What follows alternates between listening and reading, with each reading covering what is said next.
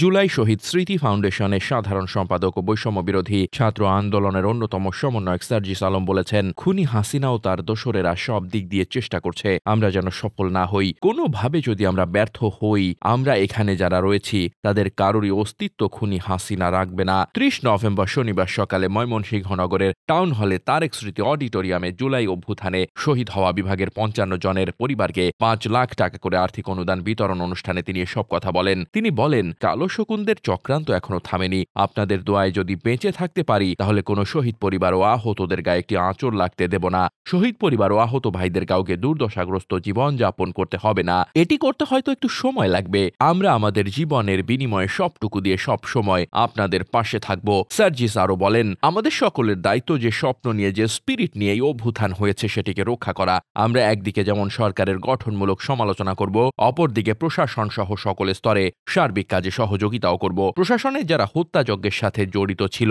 Video footage ও ছবি দেখে তাদের শাস্তির আওতায় আনতে হবে। এখন যারা প্রশাসনের দায়িত্ব পালন করছে, এটি তাদের অস্তিত্বের সাথে সম্পর্কিত, কারণ তারা আজ এ জায়গায় বসেছেন এই অভ্যুত্থানের ফলে। তিনি বলেন, দেশের অন্যতম সাবেক প্রধানমন্ত্রী বেগম খালেদা জিয়া নাকি এতিমের টাকা আত্মসাৎ করেছে। কত টাকা? ২ কোটি টাকা। তার জন্য জেলে যেতে হয়েছে। শেখ হাসিনা দোসররা যদি আজ থেকে ২০ বছর পর ফিরে আসে, তখন এমন করবে যে আমরা ফাউন্ডেশনের ২,০০০ টাকা আত্মসাৎ করেছি এ বলে জেলে পাঠিয়ে দেবে।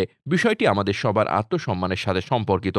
এই জন্য আমাদের প্রপার ডকুমেন্ট লাগবে। সঠিক কাগজপত্র পৌঁছানো হলে ১ সপ্তাহের মধ্যে আমাদের ফান্ড পৌঁছে দেওয়া হবে। অনুষ্ঠান শুরু করার আগে শহীদ পরিবারের সদস্যদের কাছে গিয়ে খোঁজ খবর নেন জুলাই শহীদ স্মৃতি ফাউন্ডেশনের সাধারণ সম্পাদক সার্জিস আলম। অনুষ্ঠান উপস্থাপনা করেন জুলাই শহীদ স্মৃতি ফাউন্ডেশনের প্রধান নির্বাহী কর্মকর্তা মীর মাহবুবুর রহমান স্নিগ্ধ। ডেস্ক রিপোর্ট, বার্তা বাজার।